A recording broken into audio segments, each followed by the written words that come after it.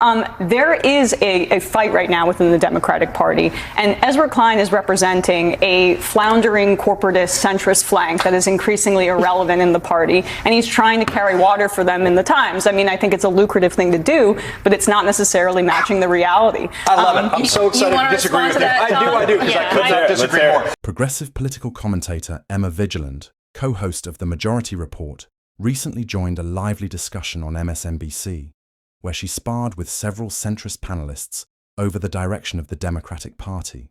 The debate centered on a familiar talking point, that Democrats risk losing elections if they lean too far to the left, and instead should adopt a more moderate, centrist approach, similar to figures like Senator Joe Manchin.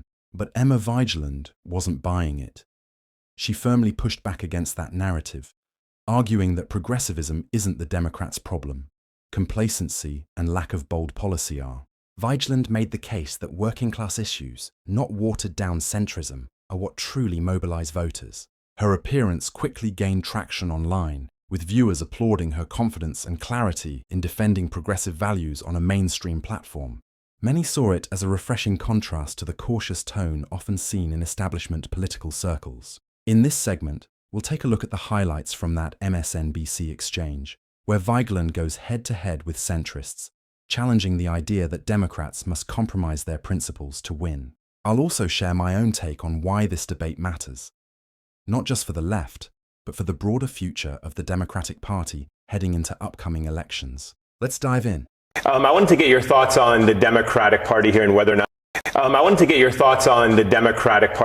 or not what this upcoming Tuesday means for them. Ezra Klein recently wrote for the New York Times that over the past 15 years, the Democratic Party has made room on its left and closed down on its right. For all the talk of what the Democratic Party should learn from Bernie Sanders and Zohran Mamdani, there should be at least as much talk of what they should learn from Manchin or Golden or Marie Perez or Sarah McBride. The party should be seeking more, not less, internal disagreement. Do you agree with that stance? No. I mean, I don't know what reality Ezra Klein is living in. That the fact that the Democratic Party has tacked to its left in what universe? Yeah. The coalescing around Joe Biden in the 2020 primary, the besmirching of Bernie Sanders supporters, the eschewing of that movement in 2016, and even in this current moment with Zohran Mamdani, who has been a shot in the arm for the Democratic Party, you still have Chuck Schumer refusing to endorse him, and Hakeem Jeffries' endorsement is lukewarm at best.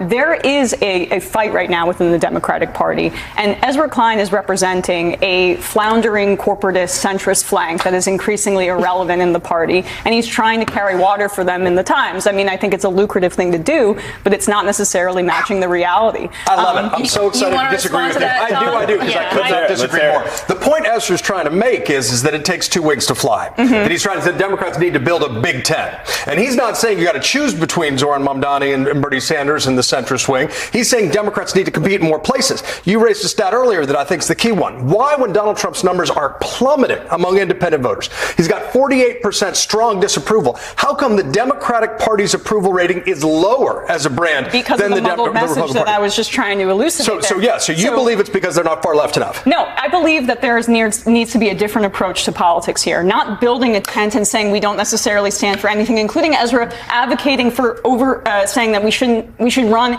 anti-abortion Democrats in red states. So let's throw trans people under the bus. Let's throw women under the bus. Let's just do anything except reorienting territory, though. No, I think he's talking about being practical and trying and trying to expand the map. That's what needs to happen here. Is if Democrats are going, how do you expand the map? Is you win in Ohio and you win in Pennsylvania and you win in West Virginia. As much as Democrats hate Joe Manchin, he was the only Democrat who could win statewide office in Manchin. I'm sorry, but Joe Manchin helped kill the child tax credit, which is the reason the Democrats are lagging behind in affordability right now. But would it have been better if there were a Republican in that seat? If the Democrats want to orient themselves behind a working class coalition and use that as the base, that is how you build a durable coalition, not the one that has lost to Trump multiple times. But if you look at the track record of like Sunrise and Justice Dems and these other, more populist progressive groups, The base wasn't there. Now the base is there. The base is currently behind it. They have not gained a single seat.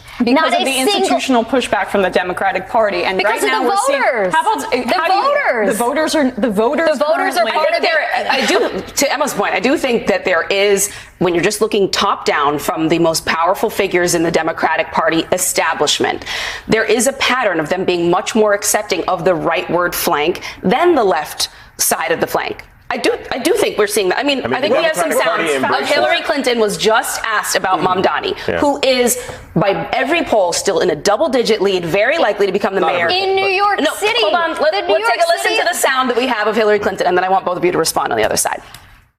This is fun. If you had a vote in this city, would you vote for Zoran Mamdani? You know what? I don't vote in this city. I'm not involved in it. I have not, been at all, even asked to be involved in it, and I have not chosen to be involved in it. She was a senator from New York. She's in New York all the time for various events. She speaks up on other Democratic issues. She doesn't live in a lot of states, and she weighs in on a lot of states. John, do you think that's the right move for Clinton to make? I think she's telling the truth about what she's punting because she doesn't support Zoran Mamdani's policies. Look, there's been a long struggle over, go back to 1977. I'll just go nerd out. Moynihan versus Bella Abzug. There are deep divisions inside the Democratic Party that get played out. There are good principled fights over policy. Those are legitimate fights and disagreements. And for a lot of folks, a member of the DSA who's never held a job or never had an executive experience. Assemblyman's a job. Not a job in the private sector. You're right. I don't care about that, though. He has had a job. That's the problem. Right. It's worth caring about whether someone's ever had a job in the private sector. It's worth caring about whether they've had an executive experience. He's enormously talented. He's very compelling. Emma Vigeland made some excellent points in that MSNBC debate, and I think it's worth breaking down exactly why she's right. Let's start with the mention of Senator Joe Manchin. During the discussion, one of the panelists suggested that Democrats should try to be more like Manchin, pointing out that he's been able to win elections in West Virginia, a heavily Republican state. But that argument ignores a lot of context. Joe Manchin's success in West Virginia didn't come from ideology. It came from name recognition and a family legacy in politics. His uncle, A. James Manchin, was a major political figure decades ago. By the time Joe rose to prominence, his popularity was already fading. Democrats saw him as too conservative, and Republicans saw him as too liberal. So to hold him up as the blueprint for Democrats nationwide doesn't really make sense in today's environment. And that's Emma Vigeland's broader point. This isn't 1977 anymore.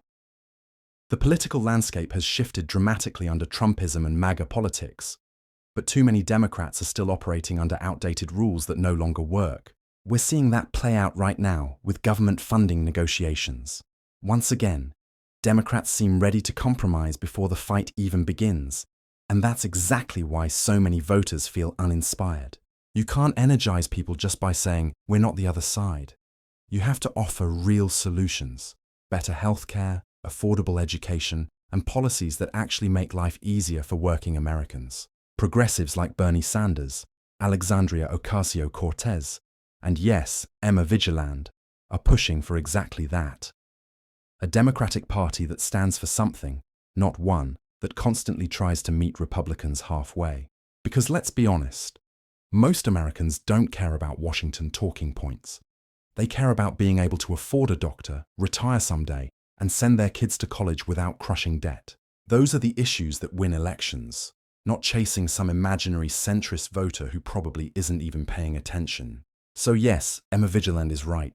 The Democratic Party doesn't need more Joe Manchins. It needs more fighters, more people willing to stand up for working families, and less fear of being called too progressive. What do you think? Do you agree with Emma Vigeland's take, or do you think the centrist approach still works? Let me know in the comments.